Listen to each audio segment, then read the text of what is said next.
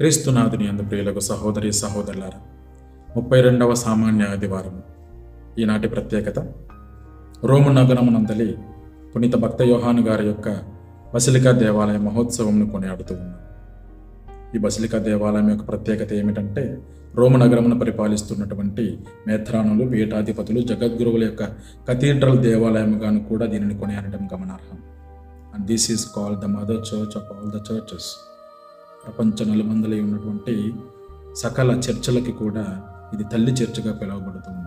ఈ దేవాలయంను పురస్కరించుకొని ఈనాటి సువిశేష గ్రంథ పఠనములో యోహాను శుభవార్త 2వ అధ్యాయం 17వ వచనములో, యేసు నీ ఆలయమందున్న ఆసక్తి నన్ను దహించి వేయుచున్నది అని పలుకుతూ, కీర్తనకారుడు 69వ అధ్యాయం 9వ వచనంలో పలికినటువంటి పలుకులను మరలా స్మరించుకోవటము, దేవుని యందు, దేవుని ఆలయమందు తనకున్నటువంటి ప్రయాసను, ఆసక్తిని స్మరించుకోవటము, కనపరచటము గమనార్హం. ఈనాటి సువిశేష గ్రంథ పఠనము లూకా శుభవార్త 2వ అధ్యాయము 49వ వచనంలో, యేసు 12 ఏండ్ల వయసులోనే దేవుని యందు, దేవాలయమునందు తనకున్నటువంటి ఆసక్తిని గూర్చి మరి ఒకసారి మనకు గుర్తు చేస్తూ ఉన్నది ప్రియ సహోదరి సహోదరులారా.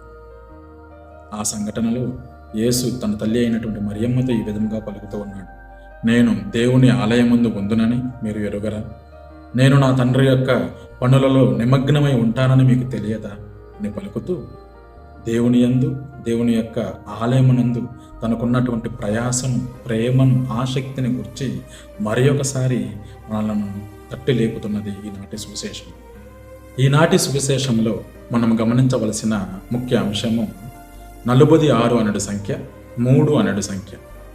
ఈ 46 అనడు సంఖ్య యెరూషలేము దేవాలయమునకు నిర్మించుటకు పట్టినటువంటి సంవత్సరములను సూచిస్తే, 3 అనడు సంఖ్య క్రీస్తు యొక్క మరణ పునరుత్థానములను సూచిస్తూ ఉన్నది.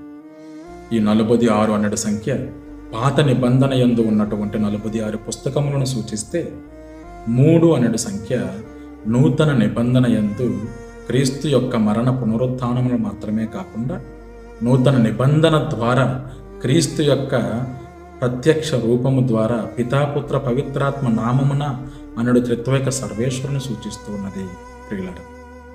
ఈ 46 సంఖ్యను మనము ధ్యానించుకున్నట్లయితే, పాత నిబంధన ఏ విధముగానైతే నూతన నిబంధన యందు పరిపూర్ణమయ్యిందో, ఈ 46 పుస్తకములు కూడా క్రీస్తు అనబడేటటువంటి ఈ నూతన నిబంధనలో పరిపూర్ణం గావించబడ్డాయి.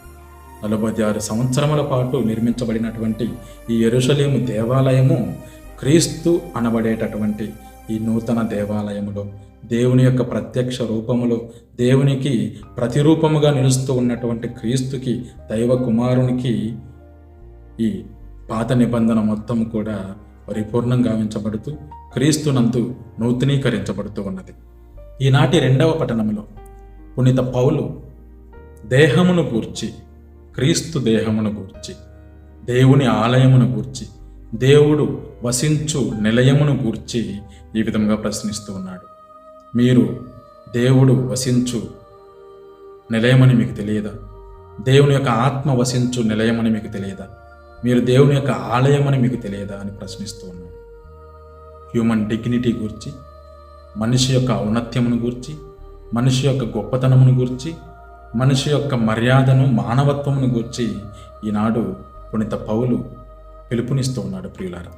ఈ అభాగ్యులని, అనాథలను గూర్చి మత్తయి శుభవార్త 25వ అధ్యాయంలో క్రీస్తు ప్రభు ఈ విధంగా సెలవిస్తూ ఉన్నాడు, నేను వస్త్రహీనుడైనప్పుడు నీవు నాకు వస్త్రమివ్వలేదు, నేను అనారోగ్యంతో ఉన్నప్పుడు నీవు నన్ను పరామర్శించలేదు, నేను బందీగా ఉన్నప్పుడు నీవు నన్ను చూచుటకు రాలేదు, నేను ఆకలి దప్పిదలతో అలమటిస్తూ ఉన్నప్పుడు నీవు నాకు భోజన సదుపాయాలు సమకూర్చలేదు, నీవు నన్ను పట్టించుకోలేదు, నేను అనామకుడిగా ఉన్నప్పుడు నీవు నాకు చోటివ్వలేదు అని పలుకుతూ, ఈ అనాథలలో, అభాగ్యులలో, ఈ తక్కువ లేమితనములో ఉన్నటువంటి ఈ నా సహోదరి సహోదరులలో నీవు ఎవరికి సహాయం చేసినను నాకు చేసినట్లే లెక్క అని పలుకుతూ, క్రీస్తు తనను తాను పేదవారిలోను, అనాథలలోను, అభాగ్యులలోనూ ఉన్నాడని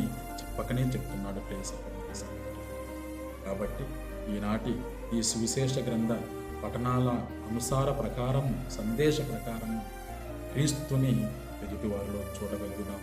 క్రీస్తుని పొరుగువారిలో గుర్తెరగడానికి ప్రయత్నం చేద్దాం.